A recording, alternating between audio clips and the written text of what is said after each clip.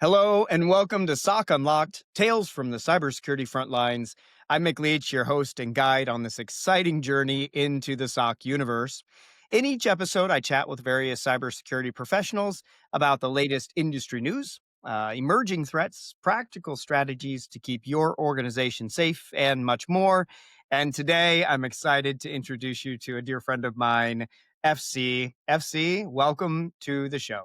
Thank you very much for having me, Mick. It's an absolute pleasure. I love spending time with you. I love chatting with you. So this is going to be a fantastic little episode. Yeah, I can't wait. First of all, we for our listeners who may not know, we know each other. We have the opportunity to go out and do like this road show occasionally, which occasionally is turned into a little more Occasionally is frequently, often right? Turned into fairly often. I think we've done what 18, something like that now. 18 cities, several Yeah, countries. yeah. It's been amazing. It really It has. has been the best time. So, FC, and I want your perspective on this too. We met at what RSA last year, Yeah, something like that. Yeah. 2024, I think it was. And I remember like one of our PR folks was like, "Hey Mick, I want to introduce you to FC here. He's a famous ethical hacker." And I was like, "Oh." And then they were like, "And this is his wife, Jessica." And I was like, "Hi." And then Jess and our PR person started talking, and then you and I started having the most amazing conversation. Yes. I believe Shanks were involved. Yes, yes, that was definitely part of the conversation, but we just had the best time talking, and then your wife came over and was like, "Oh, I can see right now you 2 are never going to be allowed to hang out together, or we're going to have to, like, And have now we bail money ready." So, so funny, so funny. But anyway, love, speaking with you, working with you. So FC, first of all, you that's not you go by a different name, at least in the hacker community. What tell me more about this. Yeah, so my name on my passport is FC, right, which causes lots of issues when I go through, well, basically anywhere, especially if I'm trying to get onto a government website and it's like, oh, your name must be 3 letters or more. It's like, well, that doesn't work. But my hacker alias, which I've gone by for the last 30 odd years, is Freaky Clown. They have no correlation between the two. It's quite a happy coincidence. I've had many hacker aliases in my life, but that's the one that became famous. That's the one that I'm known by. So that's the one I tend to use. I love it. Except your mom, who tends to call Oh, you yeah. Funky Clown, right? Yeah. She can never say it right. Despite calling me it for decades, she still gets it wrong even today. So Oh my gosh, I once I heard that, I will never unhear it, and it makes me laugh every single time. Oh my goodness. So, FC, for listeners who may not know you or have read your book yet, listen, tell me how you got into hacking. I know your story personally, but there are many who don't. You did an awesome Dark Knight Diaries podcast years ago now, right? yeah, Soon-ish? episode 66. There you go. So go find that, Yeah. which is great. But if folks haven't heard that yet and they don't have time to go chase it down, what drew you into physical security testing specifically?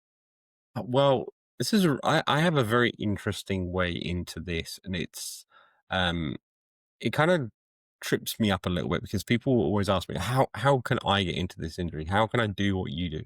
And it's like, well, you can't go in the same way that I did because the industry, first of all, didn't exist when I started getting into this. So when I was a kid, I was a bit of a loner. I didn't really have my parents around, and I got into computers. Now we're talking computers that had toggle switches. They didn't have keyboards. They didn't have mice. It was like toggle switches, and that was it. And then we got the ZX Spectrum, the Amstrad CPC, the BBC Micro, and the Acorn, and Commodore 64. Eventually, we got to the point where the World Wide Web was invented. And by that point, I was already tinkering with like hacking. Now, the great thing is back then, we didn't really have the laws we have now. So some of the stuff that we were doing, exploratory stuff, wasn't actually illegal, which is really nice, right? You can't do some of that stuff now without loads of permission. So thankfully, I was always on the ethical side, the good guy side. Um, but that meant I got into hacker circles, like London 2600, for example, when that came over, and then looking at billboards and net new sorry user groups, and then I got into my first job was actually a sysadmin, and as a sysadmin, I was tasked with preventing anyone attacking us. Now, the best way to do that is to attack yourself. That still is the case now.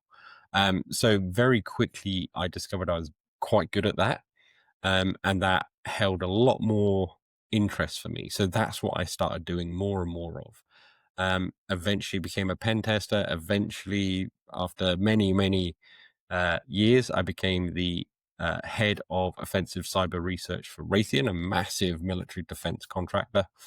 And then I eventually left there and started my own company.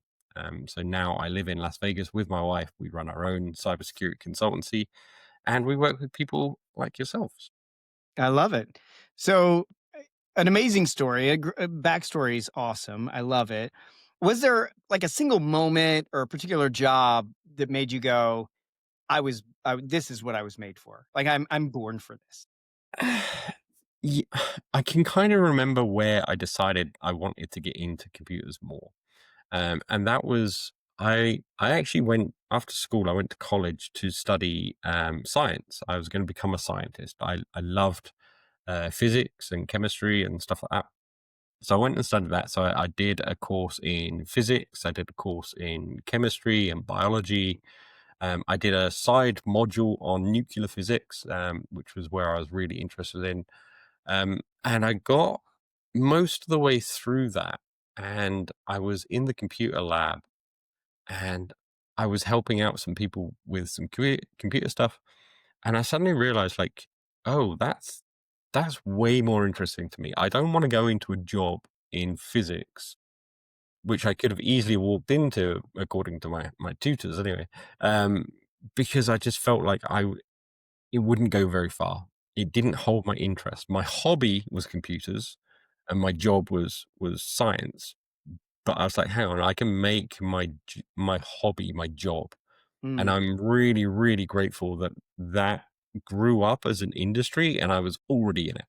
I didn't have to try and get into the industry. It kind of grew up around me, and all of the people that I had as peers back then have gone on to do some amazing things. So I'm really grateful, really very lucky that I was at the right point in life at that point. that's fantastic. So some of our listeners may not realize you're actually a pretty famous author as well. No, I I don't think know. so. I think Famous author, I'm not I sure. will. I listen. I get the ones. I'm the one that has the microphone. I get to say the things. I okay. So I declare it to be true. Then it No, it's absolutely true. You're such a humble man. But yeah, last year didn't your book sell out at Black Hat? Yes. So I wrote a book called How I Rob Banks. I think I have a copy somewhere on the floor. Hang on. Yes, I do. There we go. I have one here. It should be on that shelf back there, but it's How I Rob Banks, and it's a collection of tales from my career. Obviously, not all of them. There's a lot that I cannot ever talk about. But this is a collection of stories. When it got launched, it was number one bestseller on Amazon, which was great. It hit number one on a couple of other sites as well. Then it became the first book ever to sell out at RSA. And then it also sold out again at Black Hat this year as well. So it's done well. It's done quite I well. agree. I agree. I have a copy myself, which you kindly signed. So thank you for that. Also signed one for my son, who is a cybersecurity guy in his own right. It's, Tell the people what I wrote and why. so so what as part of the road show that we're doing, FC does a live deepfake demonstration of me. So he has some incredibly audacious code that goes out and scrapes the internet, and it grabs one of the things it grabs is my LinkedIn photo. And then using some more amazing code that you have, as well as some open source tools, you deep fake me based, and it's a live fake. You could turn, move your head, and Yep. everything. It's You amazing. become me. In other words, and we can even bring people from the audience up; they become me too. It's actually rather terrifying. Terrifying. It is terrifying. It It is really terrifying. Listen, this world only needs one me, and many people I've met aren't even sure one is necessary. I think we That need more of you. We that said, because he assumes my identity so routinely, I asked him to sign a book for my son, and I said he's into cybersecurity. He's an analyst. Would you sign it for him? His name is Josh, and he said sure. So to Josh, um, I am your father. Dot dot dot. Sometimes, and I was Yeah. like, oh my gosh, this is hilarious. So I took it How'd you to get the him. Star Wars in there? Yeah, yeah, yeah, exactly, Star Wars, and, of course, as a good geek, right, I've raised them right. He also big Star Wars fan. He read it and just busted out laughing. So now that is like an inside joke, with the family and FC. And FC, you've met another one Yeah. of my sons as well, so Yeah. I love it. Too good. But so what inspired you to write the book, though, in the first place?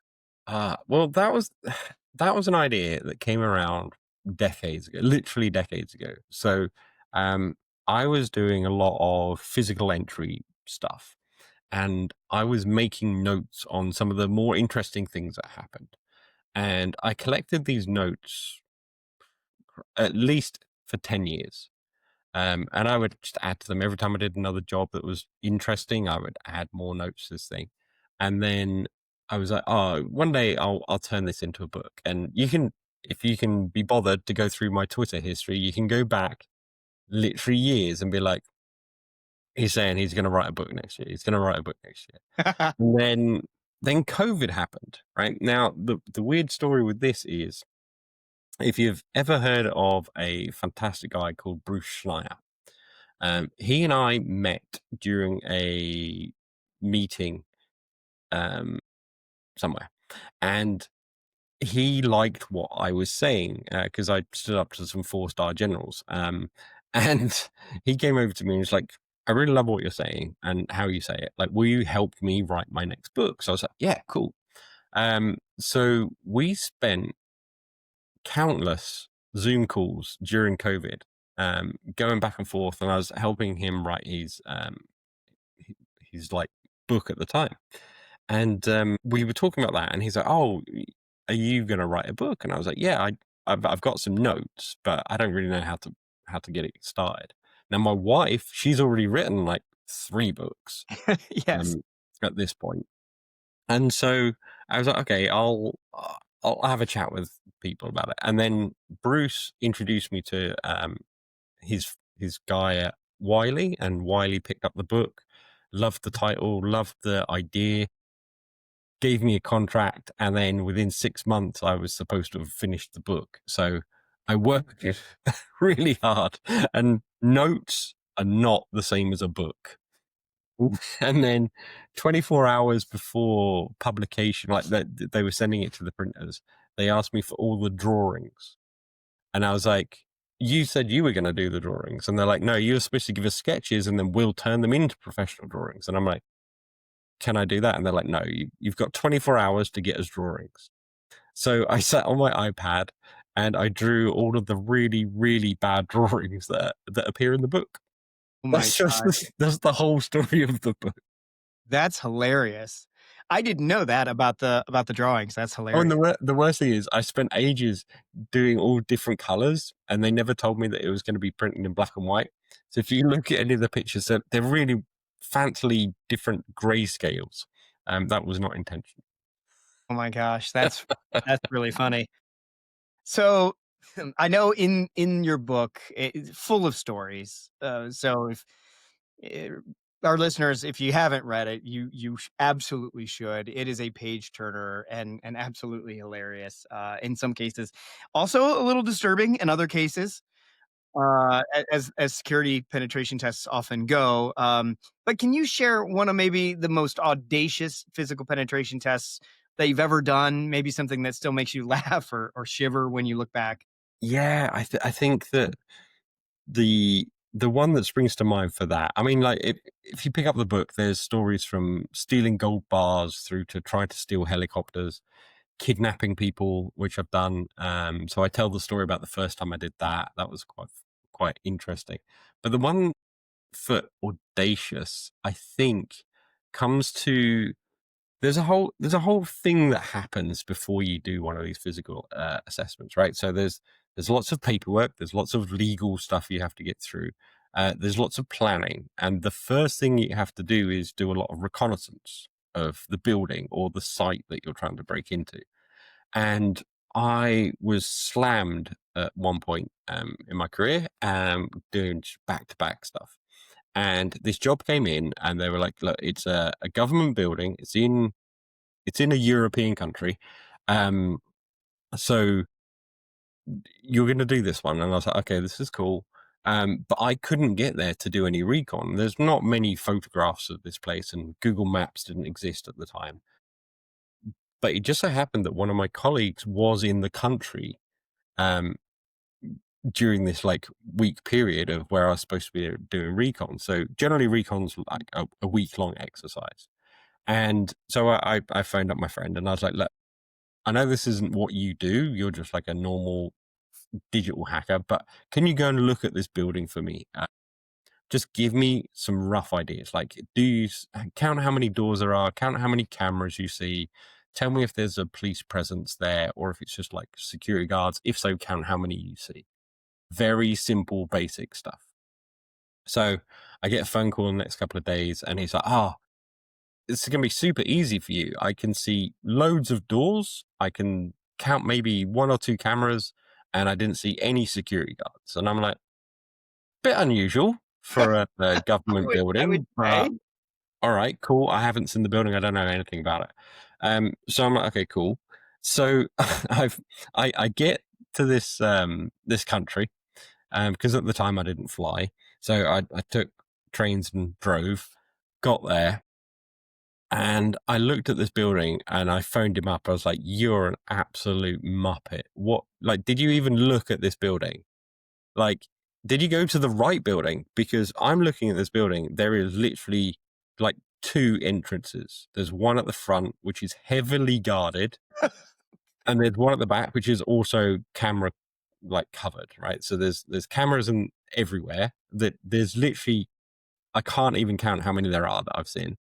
Not only is that the case, there is armed police presence, right? It's not just like normal security, there's armed police at this place. So I'm like, what have you got me into? So I spend the next 2 days trying to work out how to break into this building. And it comes down to just sheer luck and timing, as most of these things do. I observed during my sort of recon phase, my new recon phase, um, Abbreviated recon. yeah, that the back loading entrance, it was a kind of like a ramp, so a one-way ramp. And so I realized that during the early hours of the morning, the sun aligned. It was very much very Egyptian, very pyramid-like and like Stonehenge. Like the sun aligned perfectly down this ramp, and you could see this like shaft of sunlight.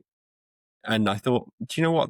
That's probably going to blind the camera that's covering it. So I timed my attack to go in down this ramp during this very sunny period. I had to wait an extra day. I don't think I mentioned this in the book. I had to wait an extra day because it was a bit cloudy and I needed it to be clear and sunny. So I go down this loading ramp. The sun's still on the camera. I, I whip in and I get in through the loading area. I get into the loading area and there's a big glass door and I'm like banging on it. And this guy walks past and he sees me. I'm like, "I've left my pass inside," like shouting through the glass. And he's like, "All right," and just lets me in. Oh my God. And so later on, I'm talking to the security team about how I got into the building, how I compromised everything. And they were like, "Well, we never saw you on our security system and it's very sophisticated." And I'm like, yeah, but do you watch it 24/7? And they're like, yeah, we do. Like, it's one of the very few places that does. We have teams that rotate out. And I'm like, geez, all right. Did you record anything? Did you record the loading bay? So we went back and we scrubbed through the footage and we found one frame where you can see part of my shoe as I enter, because the camera is blinded by this sunlight.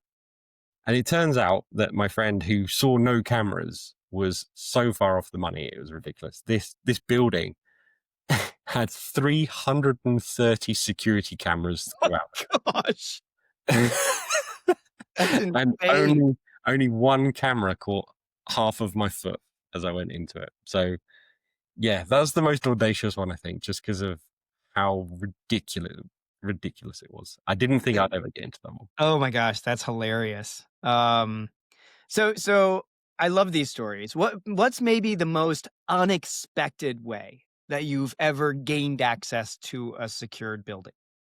Oh, actually, there's one. All right, this is a good one. There was a company that hired me to try and get into this new building. They brought this new building, and they were in the middle of converting it, etc. And so they wanted me to do a quick security test of it. And the one thing that really stood out to me was it wasn't a standalone building. It was a building that had abutted against a cafe, like a little restaurant thing. But it was kind of all designery cafe, and it had like these weird sloping glass, like wall window things to look out of. And they were like sort of this sort of angle, right? Like maybe a little bit more about that. And I just discovered that at night, when no one's in the restaurant, you can just run up these walls. Oh Like, my god. so, yeah, I ran up these walls. Actually, Jess was there with me. Like, we did a bit of recon together. I ran up this wall, this like a reverse bit of Jackie Chan. You've seen him when he goes down the side of that building. How? It was the reverse of that, and I got up onto this little flat roof that they had, and from there I was able to climb up onto the roof of the building, of the target building that I wanted to get to. And then when I got up there, I found all of their HVAC system was completely passwordless, right? So you could just open the cabinet, do whatever you wanted. You could like change Wi-Fi. You could do. There was even network pinging on there just to make sure. So it was like loads of computer stuff already on the roof. And then I found one door, and it was unlocked, and so I just let myself in. That was it. It was just like, oh, I Roll climbed up in. a wall and then just walked through a door that was unlocked. It was frankly absurd. That And is a lot of my entries are absurd. They really are, like, just ridiculous sometimes. okay. But in all that time, surely you've had a job go sideways. Maybe things didn't go as planned. So give me an example of where that happened and how did you handle it? What happened? Yeah, so in the 30 odd years I've been doing it, I've got 100% success rate, but I've had 2 jobs that have gone sideways on me. And the first one is it's not that interesting, right? Like I broke into this building. It was a government site, and I phoned up my contact, and as I always do, I'm like, "Hey, I'm in your building. Yeah, if you happen to be in the building and you see me, you know me, just ignore me. That's all you have to do." And so I went into a small meeting room to make this call, and he was like, "Oh, whereabouts are you?" I'm like, "All right, I'm in this meeting room. Again, if you see me, do not interact with me." So about 2 minutes later, he comes running into the room, and I'm like, "What the? Why? Why are you here?" And he's like, "Oh, I just wanted to make sure that you were in." I'm like, "I told you I was in. Like, I wouldn't have known about this meeting room if I hadn't got in." So I'm like, "Just go away, go and do your job, and let me finish mine." A few minutes later, I'm stealing a massive TV from a room. Sure. And so I'm doing that. And then security come in and they're like, right, you need to leave. And I'm like, no, I'm meant to be here. And we did a little bit of pattern. He's like, no, I've been told that you're not meant to be in here. And I'm like, who told you? And they're like, we can't say. I'm like, I know who it was. Right. And so, yeah, this guy apparently had decided that he'd met me realized that he was going to get in lots of trouble because it's his job to secure the building, and decided to go straight to security and tell on me. The funny thing with that one was the where I was supposed to get to was incredibly well protected, and I think if he hadn't have sort of snitched on me, I Yeah. probably wouldn't have got into that room. Okay. So I'd have probably ended up failing that one. But thankfully, he got such a bollocking for that. He really did, because he shouldn't have done it, and he ruined like Hires. Yeah. Who week hires somebody week. to come in and test their security and then is like, never mind, I'm just gonna out you myself. Yeah, and this is the thing. This is something that I see a lot, and I get pushback on a lot. Is people that think I'm there to make them look bad. And that led to the second time that a job has gone sideways. So I was enlisted by a bank to break into their high street shops, like they're the banks that everyone goes into, right? They wanted me to break into one, and the idea was to get somehow behind the counter and plug some kind of device into the tills. I'm like, "Oh, okay, that shouldn't be too hard." I'm like, right. Well, we've got a lot of them across the country for you to do. So it was a lot of travel, right? And I think I was breaking into about 8 banks a week, right? When you compare that to like some of the well-known bank robbers like Bonnie and Clyde and Jesse James and stuff, like I did more banks in that month than they have all done in Combined. their whole career put together. Oh my So gosh. I was breaking into a lot of banks, and I was having a lot of success, obviously. And the client was like, "All right, we need to change this up because you're just doing this. It's making us look bad. So we want you to do a different approach, a different way in every time." And I'm like, "This is ridiculous." I'm in my hotel room with like literally like blueprints and printouts and literally everything apart from the red string, right? So I'm planning all these different heists of different things. And we're doing different regions as we go down the country, and we end up in this one area. And apparently one of the regional managers who looked after 5 or 6 banks wasn't happy with this, right? He wasn't consulted or anything like that. And so he heard about it and knew it was coming. Knew roughly within like a few days of when we were going to be there. And so I walk into this high street bank. It's my first one, and I'm in his area. And I get a gut feeling that something's off because I'm kind of like pushed aside to wait in a reception area, which for the story I was giving, which I'm not going to give, I should have been ushered straight through. And so I was sat in this like little reception area, waiting room bit. And there's a guy beside me, and he is just moaning about this bank, right? He is on about how they're like making his life hell. He's got all this mortgage stuff to do, and he's just venting at me. And I'm like, I've got nothing better to do than just sit here and listen to him. So he's like venting. Like 10, 15 minutes go past, 20 minutes go past, and I'm like, this isn't going well. Something's gone wrong. And then all of a sudden, police cars surround the bank. Armed police come pouring through the door, and I interrupt this poor guy, and I'm like, "Excuse me, these guys are here for me." And he's like, "What?" So I walk over to the police and like I explain my job and what I'm doing and blah, blah, blah. And so we go off into this little room and we talk with the manager and stuff. And it turns out that basically this regional manager um, heard the story that I was coming, phoned up all of his branches and said, if this guy comes in, then immediately call the police. Like, avoid all of the policies and procedures that we're supposed to go through, and just call the police because I don't want this guy in my building.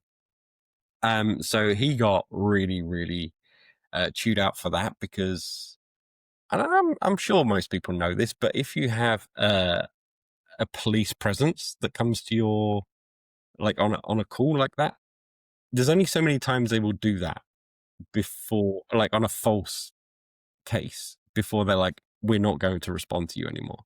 So because we'd used up one of those false cases, the police were a little bit reticent to come back there the next time. that there's a bank robber in progress. Um, so, so yeah, he wasn't Mr. Popular. He really wasn't. And we highlighted the fact that, like, their policies and procedures were not followed, etc. So, yeah, that was a fun day. Okay. Okay. Now, this next one, I'm gonna be honest, if you can't answer it, I understand, but I'm gonna ask it anyway.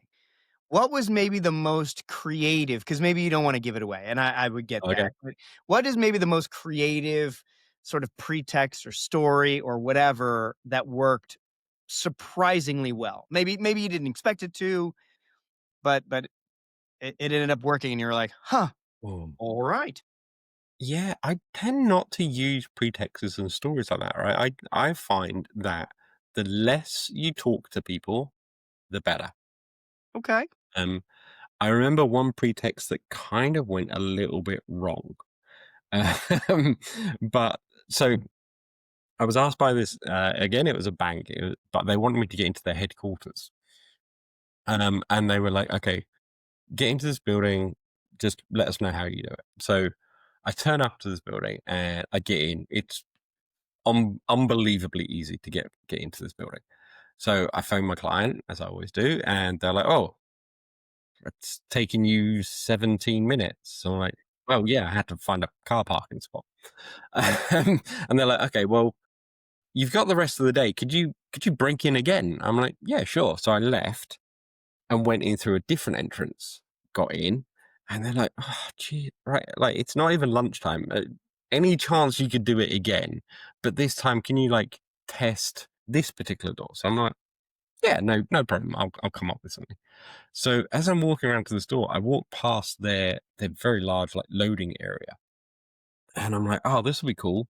So I grab an empty box, cardboard box, and I grab this thing and I walk into this like this back entrance bit, and I walk over and they've got these little sliding turnstile things. Mhm. I walk over to it and I don't have a badge in my pocket, but I'm kind of like holding this big box and I'm kind of like sort of rubbing against it like I probably shouldn't.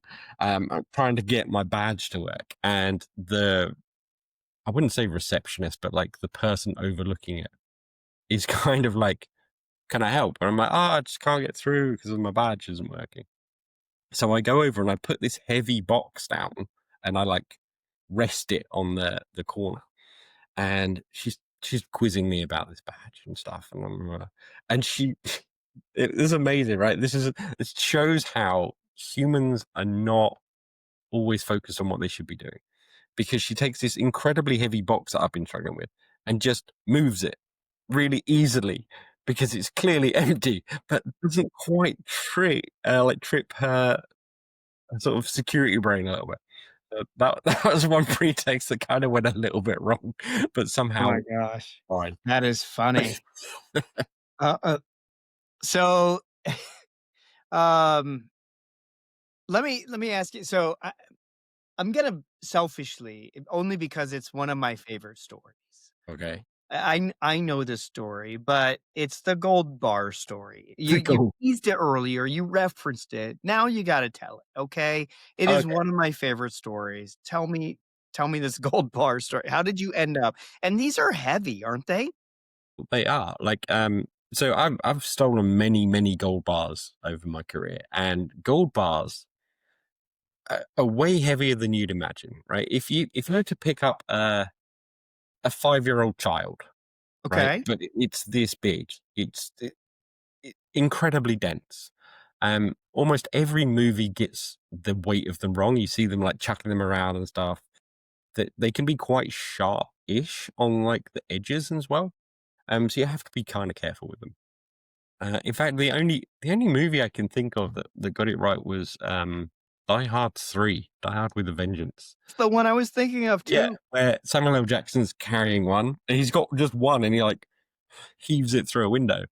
Um, Everything else seems to get it wrong. But anyway, these gold bars are very heavy. Anyway, the story you're after is the day that I sort of kind of accidentally stole one. So I was asked by this bank. It's not like a normal bank; it's a investment bank. So they do keep a vault of gold downstairs. Now, vaults are very, very big, very secure, very heavy. And so they're never on like the fifth floor. They're in the basement, or they build the building around the vault. So when they said to me, like, oh, see if you can find the vault, it's like, let me guess, it's in the basement, right? Shop. Yeah, shot. So I'm like, all right. So I get into the building and I go down to the, like, after I've done a bunch of other little things that they want me to do, I go down the staircase and I get into the basement, and I go into this basement, and there's a very large concrete block in the middle of this like quite open plan room. And I'm like, oh, that's clearly the safe. Oh, a cat has come to join in the podcast. She loves the story. She does. Um, so this concrete block, and I'm like, well, that's clearly the vault, but I'm the wrong side of it. I need to get round to the front of it, which is opposite the loading area. Mhm. So I walk around this big concrete monolith, and I see the vault door, and it's like you see in the movies with the big dial and everything, and it's open. It's just ajar, right? Just a couple of feet, and I'm like, that's unusual, kind of cool. There's no security around. Like clearly this client is having a laugh at me, right? Because this never happens. Oh, Right. is never just left open. There's no security. They know I'm coming into the building. They know I'm already in the building because I've phoned them. So they're clearly gonna just like prank me somehow. So I stick my head into the vault expecting someone to be like, hey, surprise. But instead I just pallets of these wonderful bright gold bars. Like gold is like nothing else. And their aesthetic in there was amazing. It was these bright gold bars, nice and shiny, on these like blue trolleys, and like the handrails are all blue. It was really nice. Like whoever designed it knew what they were doing. But I look in there, I'm like, oh, there's a lot of gold bars here.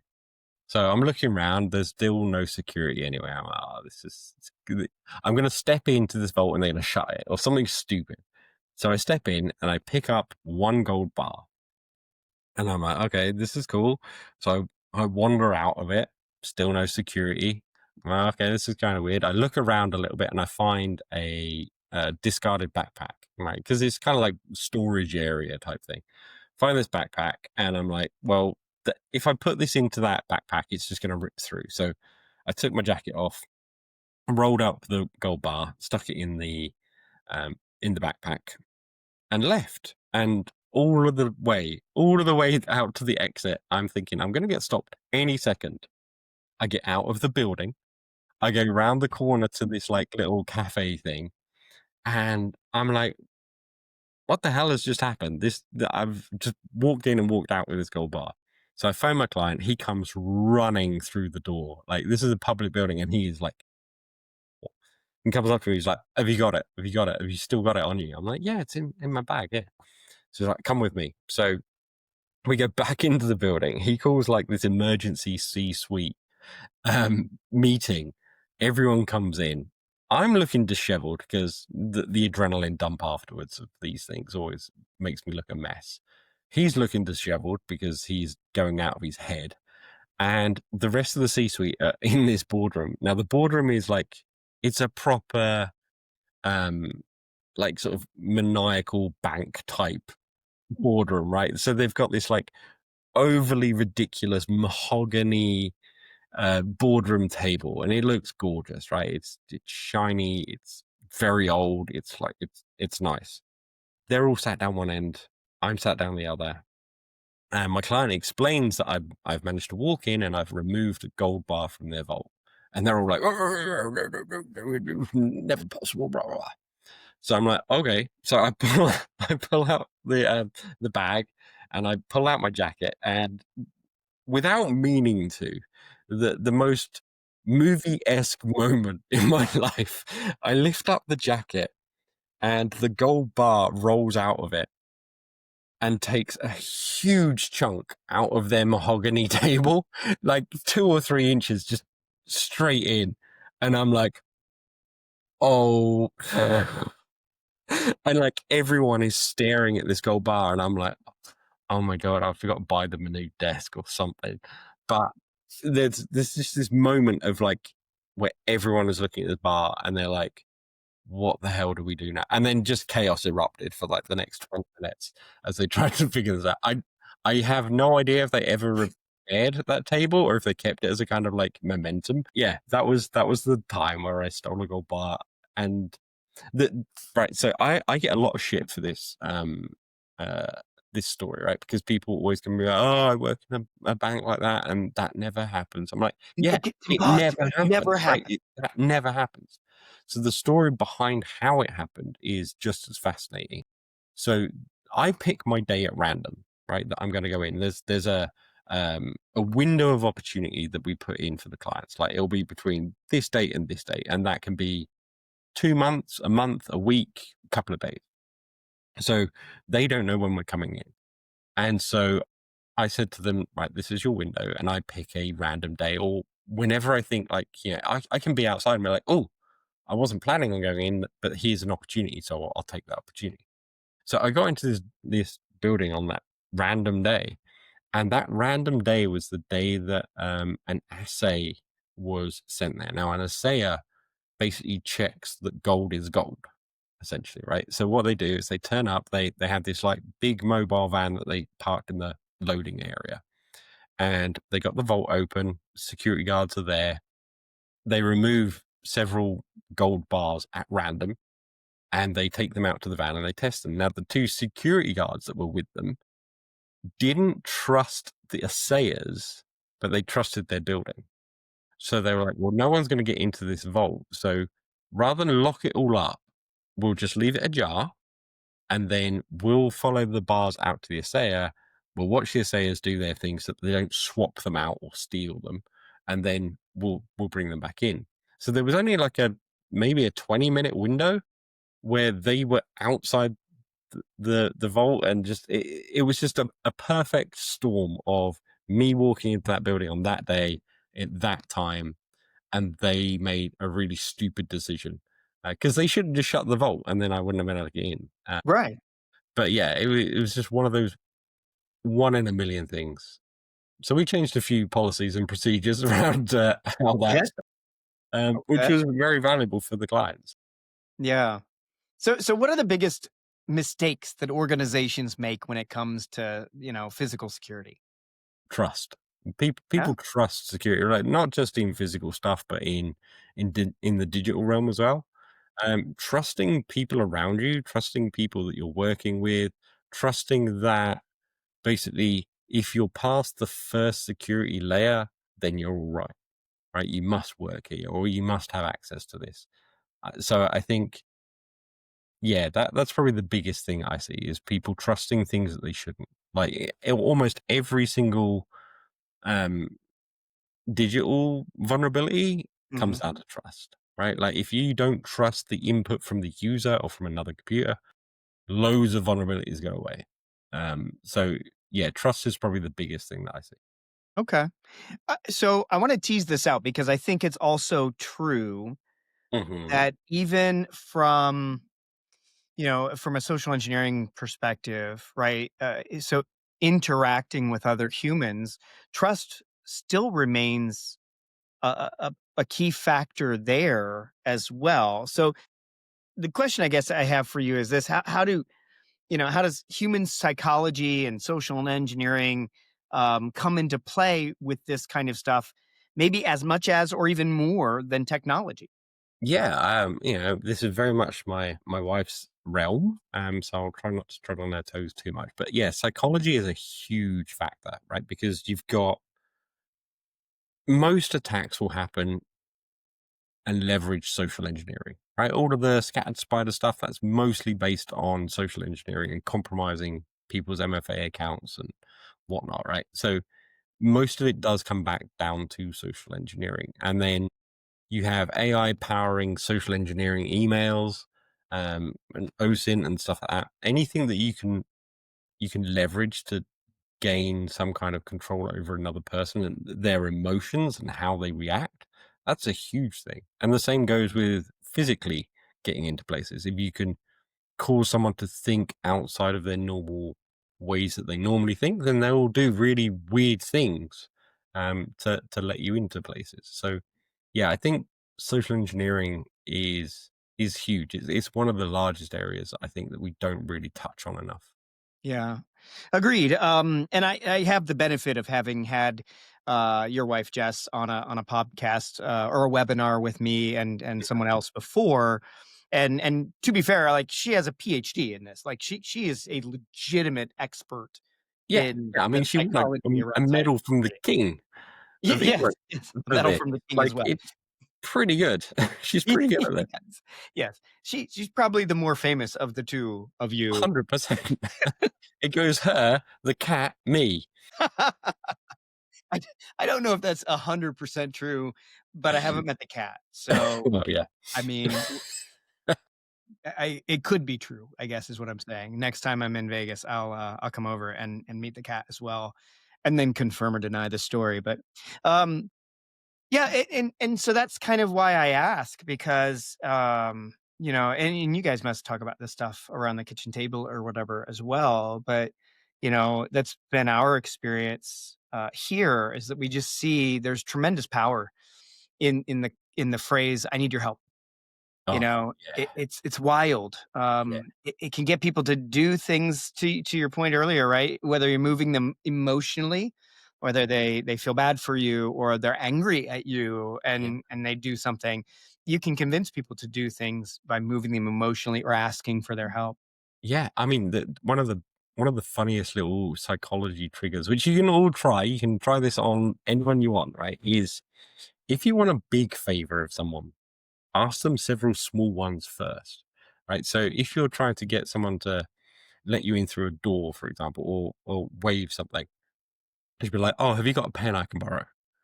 Right? And they'll give you a pen to borrow, right? And then you'll be like, "Oh, can you tell me what the time is?" And then by the time you get round to asking, like, "Oh, could you let me through here because I forgot my pass?" Like, it's got to the point where they're like, "Well, I've done so many things already that now this extra thing, which if I'd have asked for straight away would have been too much. It's now, well, actually, it's just an extra little thing." So there's loads of little tricks like that that you can use. Okay. I love that. So you're not just a one trick pony when it comes to, penetration tests. You don't just do physical security, although you've done a lot of that. You also do, digital. Yeah, exactly. I think this is one of those weird things where the physical security stuff is probably 5% of my workload, but it's 100% of why I'm famous. Okay. It's It's also the more interesting stuff, right? Because, yeah, I mean, exactly. Because no one cares. Like, oh, I did like an Nmap scam for 20 hours and then found a port open and wrote a vulnerability to get through that. I wrote an exploit to get through that vulnerability. No one cares. It's not. It's not fun. It's not no, as it's fun as it's not like. sexy or interesting. Yeah, exactly. I mean, it is to people like us that It do is, this for a but living, but then yeah, you gotta get into the details of, "Tell me more about the exploit. What service did you compromise?" You yeah, know? exactly. So it's one of those things where 90% of my job is just breaking into computers, and then the rest is the cool stuff. Okay. So let me ask you this. I set you up with this because I wanna ask more around, how AI is changing things. Is it changing are you seeing AI already changing things in terms of both penetration testing for in other words, attacking for good, but also bad actors leveraging it to attack for bad? Are you seeing this? Yeah, I think we're just starting to see that cusp of where people are using it for good and for bad. Yeah, and we must remember it's just a tool, just like anything else. Like you can use a car for good or bad. You can use a fork for good or bad. You can use AI for good or bad. Um, I think we're seeing it actually being used more by the defense side, by the good guys, than we are the bad guys, because the bad guys don't really need to, right? The only area that I think that they're kind of utilizing it more is on email, because a lot of people find or spot phishing emails and stuff like that because of bad grammar, because of how the elicitation happens. Um, so AI is helping them create better emails. But I think where we're seeing AI being used more is actually in the scale. And scale is what changes over the course of the years, right? So when I started out, gosh, if you wanted to attack someone, you would have to phone their telephone number and hope they've got a computer connected to the line at the time. Yeah. And now you could text 8 million numbers within an hour. Like, it's the scale has changed. The threats and the attacks haven't really. So AI is allowing people to get into cybercrime easier because the level of knowledge they need is greatly reduced. It allows them to scale it. It can work 24/7, whereas like criminals can't. They have to sleep as well. It allows a single band person, like just a one man person or one female person, like attacking large infrastructures, Mhm. whereas before it would be an organized criminal gang. And what we've seen in the past now is these organized criminal gangs, comprised of thousands of individuals. They're kind of saying like, well, actually, we don't need that. We can scale back. It's just like any other organized company.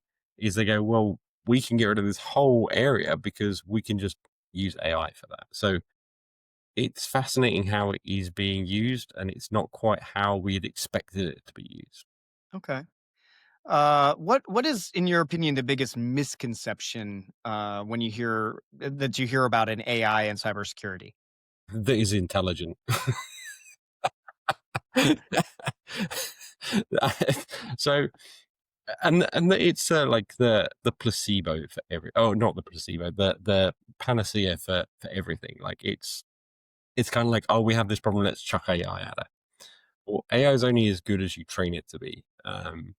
AI makes a lot of mistakes, and it's not always the best thing to use.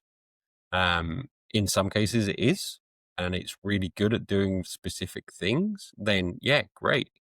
But if you're trying to just stick AI into your product or into your company because it sounds cool, God, you're in for a disaster. If you've built a product with AI in mind, and I can think of one right now, that is built from the ground up around AI, then that is always going to work a lot better because that's what it's meant to do. Sure, sure. It's funny.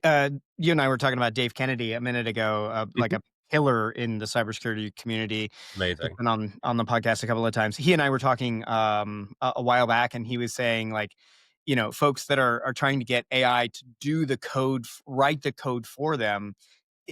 The resulting code often comes back with tons and tons of vulnerabilities, ways to break into it, and because it doesn't operate quite as, to your point, as intelligently as we were led to believe that it is or will Yeah. be. Yeah, and it's great. It's going to be the gift that keeps on giving for pen testers for the next 10 years, right? We're going to be testing software that is just horrifically bad because AI is, you tell it to do something and it does that thing. It doesn't think, oh, hang on, I should maybe talk about, should we have like MFA in this app? Like, should Right? we be storing this credentials in plain text? Like, it's not going to make those decisions that an actual development team would. Exactly. Thank you. Because I get into this conversation occasionally with folks that are super into vibe coding, right? They're super supportive of it. They believe this is the path forward. And listen, don't hear what I'm not saying. Like, there's value to it. Yeah, It can make a good developer, far better, faster, certainly in terms of scaling up their what they can do. However, they'll tell me, "Well, Mick, you see, you're doing it wrong. You gotta give it the prompt that says using best security practices and, yeah, secure development, guidelines and all of these kinds of things. You gotta frame your code the right, your prompt the right way." I'm like, "I hear you. I do." But I also have asked, ChatGPT in particular, this is the one I use most often. I've asked it some questions and it didn't know, and it just made up an answer. yeah. Just That's the worst thing. It never says no. I don't no, know. nope. Right? And that's actually a good thing if you're hiring a real person. Ask them a question they will absolutely not know and see how they react. If they say, I don't know, but I can find out, great, hire that person. If they try and make up some crap, then no, that's not who you want to be hiring. And it's the same with AI. AI will never say, I don't know. I can try and find out, but I don't have the resources right now. It will be like, huh, okay, here's an idea. Because it's just predictive texting. It's it's very odd. Where was this conversation earlier this week? So I had a conversation earlier this week. I was at a dinner in Toronto, and the gentleman came up and he was like, "How are you hiring people anymore?" Because I feel like just everybody we're all using AI to write the questions for the interviews. They're using AI to answer the questions for the. Why don't we all, the humans, just step out and let the AIs talk and sort this out? Because he said, I just don't know anymore. I mean, you get these wild, everybody's got an answer to every question. Where was this conversation where I could have said, ask them something that they couldn't know? Like, or maybe it's a trap. Maybe that there isn't an answer. Yeah, And exactly. see if, because AI, to your point, AI will always come back. And if it can't find an answer, it will gladly make one Yeah. up for you. And the number of people I've interviewed over the years for different jobs where I use that as a way of weeding out people. It's like, if you try and bullshit me, I'll know. No. Yeah. Yeah, I'm not having that. Yeah, another good question is, tell me about your home lab, right? If Yes. you've built something at home outside of hours, then that's a sure sign that you're going to be doing some really cool stuff.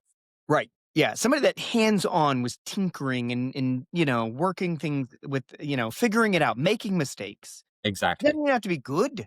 Just No, show me that you're trying to figure it out. Yeah, I love that.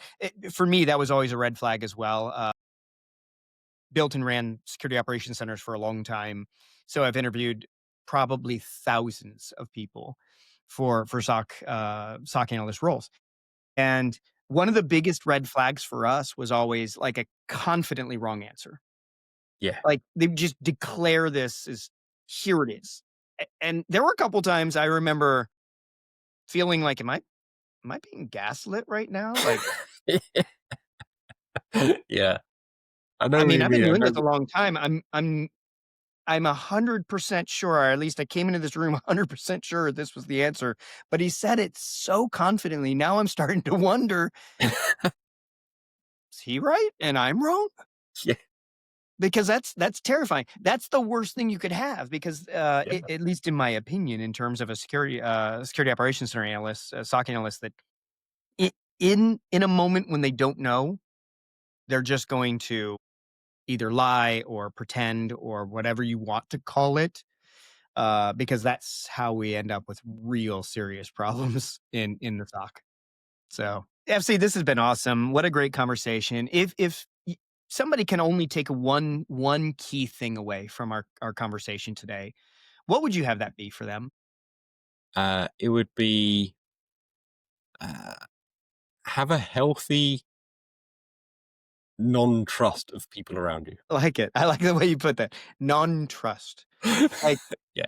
mistrust Don't people. entrust implicitly. Like, Yes. the people that you see in your building day to day, they could have been fired an hour ago and you just don't know it. So, yeah. Or maybe they've got ulterior motives. So have a healthy suspicion. Yeah, I agree wholeheartedly. I think as security practitioners, right, I don't know why we are the way we are. Maybe something has hurt us in the past. Definitely. Right, sure, all of us, I think. But that natural suspicion or mistrust, right? The reluctance to trust things makes us really good at our jobs. Yeah. And I kinda wish, everybody was just a little more. Yeah, it makes you question things, and I think Yes. questioning things is where you find answers. Couldn't agree more. Couldn't agree more. FC, thank you so much for being on Uh, the podcast. This has been Thank you, so my much. friend. It's been an absolute pleasure. It really has. Indeed. Well, folks, this has been SOC Unlocked, Tales from the Cybersecurity Frontline. I'm your host, Mick Leach, reminding all you cyber defenders out there to keep fighting the good fight. You're the tip of the spear, so stay sharp. Thanks for tuning in. Don't forget to like and subscribe and check out our other Sock Unlocked podcasts. We'll see you all next time. Thanks, friends.